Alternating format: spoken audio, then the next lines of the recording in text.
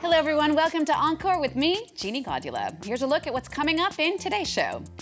The Cirque du Soleil is in Paris with another magical performance. We'll take you backstage at the Big Top. It may be 28 below in Harbin, China, but that isn't stopping some 1 million tourists from slip-sliding their way through the 30th International Ice Festival. And American author in Paris, Matthew Gonder, is on set to tell us about part 2 of his memoirs and his career as an actor, singer, and cartoon character.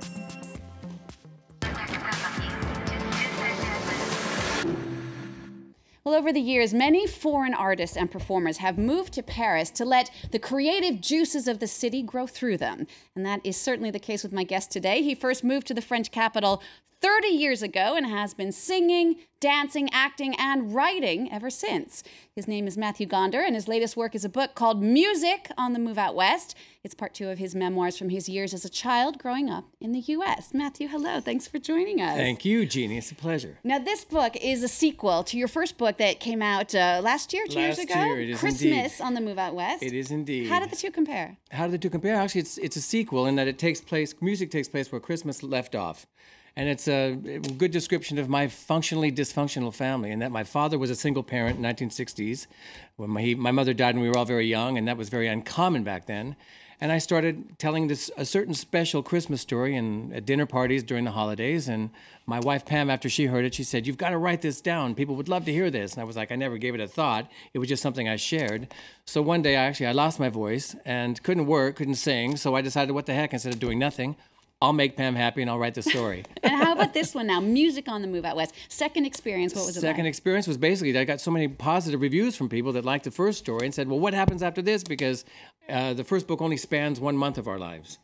And so people said, I want to hear more about this family. This is really nice. A lot of comments from actually monoparental families that really liked it a lot. And so I just said, okay, what the heck? I'll give it a shot if I have another story. And I thought about it and ruminated for quite a while. And then all of a sudden I realized, hey, there is another story in here.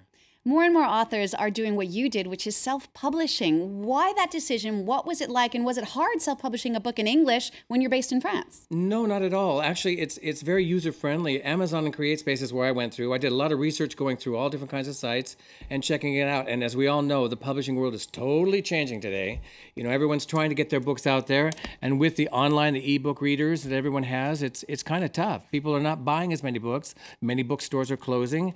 And so a lot of authors are going, instead of trying to fight for the little tiny space that's allotted with publishers or finding a publisher that's willing to take a risk, they're self-publishing. And so I decided, what the heck? I wanted to get the story out there and see where it went, and also to please some of my family members that are now getting ready to leave this earth, so my aunts and uncles, and I wanted to share it. So that's how I got it out there, and it kind of started making a little buzz. Matthew, you've been in Paris for so long now, over 30 years almost. I have. Such a great career. You've done singing. Full disclosure, Matthew and I actually sang together many years ago at a place in Paris. You've done acting work with some great stars. You were in Ali, you were with Will Smith, with Kristen Scott Thomas. Do you have a memory maybe of working on some of those movies? Oh, I remember one day, it was a pleasure working with Alan Corneau. It was his last film, and Alan was such a wonderful man. I had some small shots as well in Un Nouveau Monde, is another film that he did.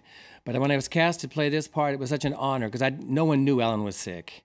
And then working with Kristen, she was so down to earth and flipped off the high heels as soon as every take was done, and was calling to talk to her daughters to tell them to stop fighting and get their homework done. And she was just a very normal, natural person. And those are the kind of people that I like to work with. Now, in addition to that, you've done lots of voiceover work. You were a merry Yes. man in Shrek, and you've got a new show that's coming out now with Nickelodeon where you play a cartoon character, human complement to some crazy rabbits. Tell us about that. That's correct. That's called the Raving Rabbids or Rabbids Invasion, or they're giving it all kinds of names right now. But it's a new show produced by Ubisoft here in France and in conjunction with Nickelodeon in the United States.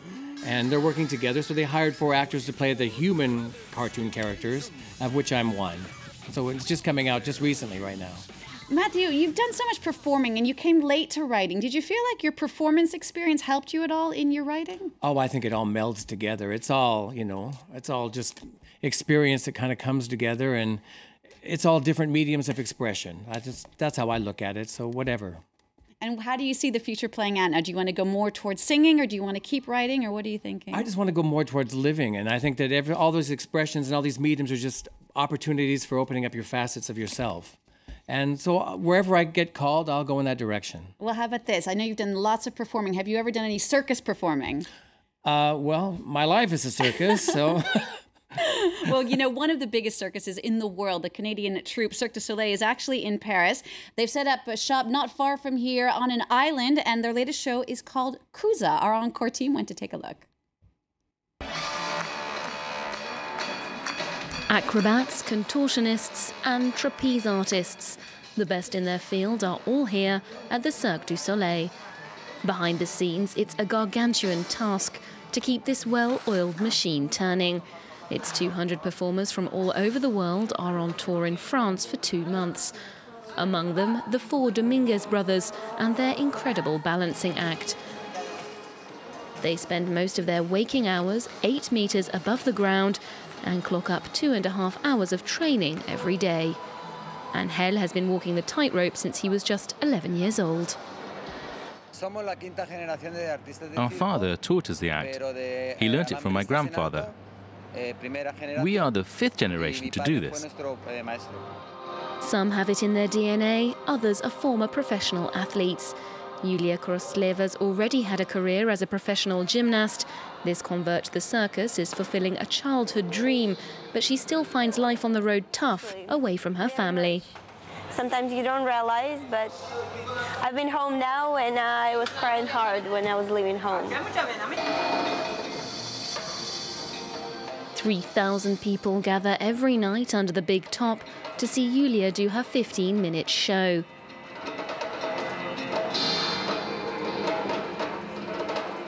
It's a high-stakes, high-octane feat, but the biggest challenge for her is to make it all look effortless. Sometimes I look at the people, first rows, I can see faces.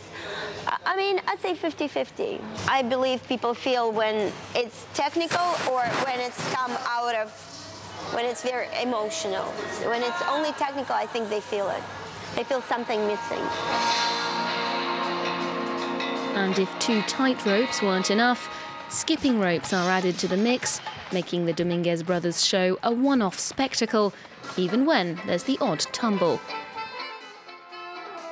2 hours of breathtaking stunts, colourful characters, and a spellbound audience. The Cirque du Soleil rarely disappoints. Well, you know, a cold snap has been hitting many parts of the world, but in the Chinese city of Harbin, it's actually become part of the fun. Harbin is home to the annual Ice Festival, a virtual city that's sprung up from the snow.